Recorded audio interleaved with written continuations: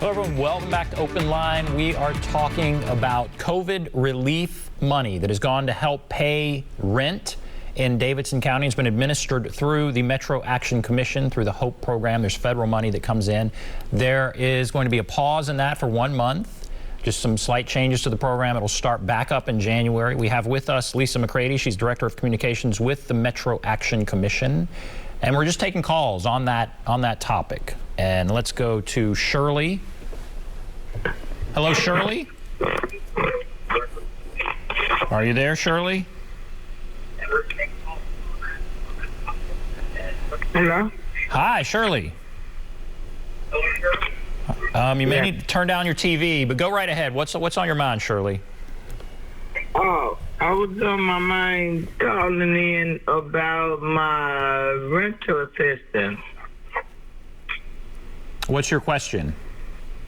My question is, they not completing the applications and doing the assistance. And I'm concerned about that because they have the funding. What's your situation? My situation, rental assistance behind on my rent at this time. And have you applied for money? Yes, sir. Okay. All right, Lisa, do you have any questions here? Yeah, so it sounds I had a question. My question is, and it's simple and it's fast. When we doing our business and our application, please assist us. Please help us because I'm on hold ever since November. Wow, okay. All right, Yes, let's listen to Lisa. She's going to talk now. Let's see what she says. Okay. So I'm really glad Miss Shirley called because these are the applicants that we're trying to get to. So likely there's something that's still maybe missing either on her side of the application or it may be something missing on her landlord that we're still trying to get. And so what this shutdown allows us to do, or this pause allows us to do, is applications that are already in the system, we are working those. We have people that are, everybody's dedicated, the entire team is dedicated to getting applications just like Shirley's completed. Because we know that some people have been waiting in the portal, but really the pace of the application is dependent upon having everything that's required by Treasury in it. And so if there's anything that's not there, we can't put those applications, send that application to payment until we get it completely, till we get it completed. And so Ms. Shirley should probably be watching her emails. Well, she should be watching her emails and call outs from us to her saying, okay, hey, this is what's still missing. Or we may be working with her landlord on what's still missing in that application, because our goal is to clear up every application that's still waiting to be assisted, because we do know that we have quite a few that we're still trying to get to completion. And so I'm really glad that she called, but that's the exact reason that we're on pause, so that we can attend to those applications that are already in the system without having new applications pouring in on top of them. What is the most common thing that's holding up applications?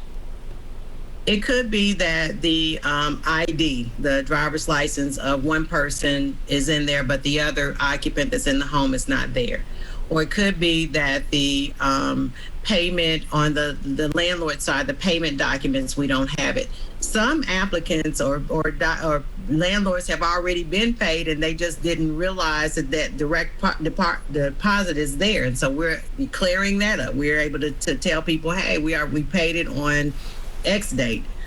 So those are some of the minor things. Sometimes people, if they answer a question saying, yes, they have the ability to pay their rent, we know that that's probably an error on the applicant's part, but it does make them ineligible. So we go in and we ask the question, hey, did you really mean to say that? Usually they say, oh, no, because I don't have the ability to pay my rent. We get their permission to change that application in that moment, and we're able to continue on with the application. And so there are minor things that are missing. There's documentation that people have, such as their driver's license and their proof of payment, their lease from where they're renting from.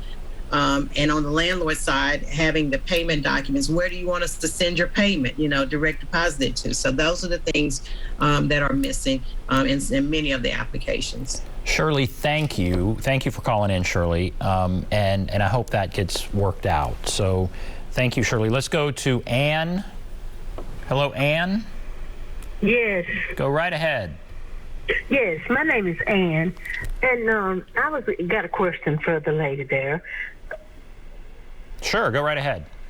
Yes, I wanted to know, what should I tell my landlord, because my application has already been processed and is being processed.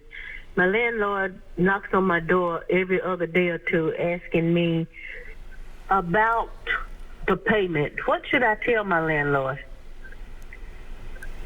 What I'd like to do to Miss Ann, if you would leave your information with the call center there, I would like to reach out to your landlord, because sometimes they don't know that they already have the payment, as I was mentioning earlier.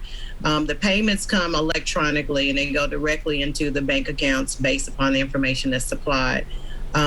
Sometimes it's in payment, meaning that it's being batched. So we have all these payments going out and they're in this grouping. We will be able to tell down to the time period of when it either was or will be released into the account. And so if you would leave your information, I would love to reach out to your landlord and clear that up for you. Okay. All right, Ann, thank you for that call. Let's go to Carol. Hello, Carol. My name is Tara, T-A-R-A, Tara. Tara. I'm so sorry, Tara. Okay, go right ahead, Tara. Okay, I was wondering, are they still helping with people that had COVID? Are they still helping with people, what did you say, getting COVID? Who have COVID? Is that what you mean? That had COVID. All right. Yeah, so that's one of the criteria that you have to be impacted by COVID. I just got out of the hospital on November the 18th, and I've been out of work. Wow. Do you have an application already in the system, or you need to do a new one? Do you have an application, Tara, in the system, or do you think you need to No.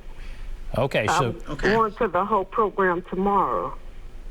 so she's she's going to go tomorrow. So what should she do? Okay. Tara, Well, thank you. actually, We can listen now. Thank you, Tara. Yeah, so actually, Tara doesn't have to come just yet, because to new applicants, the portal will be open beginning January the 18th.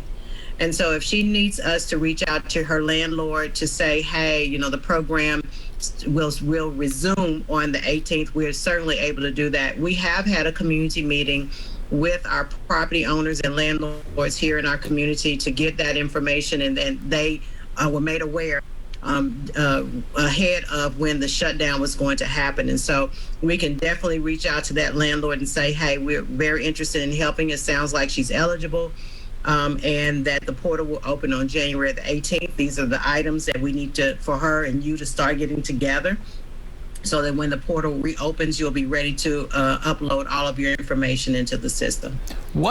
She said she was eligible. in the hospital. She said she had COVID, was in the hospital, obviously sick from it. What does she need to prove that?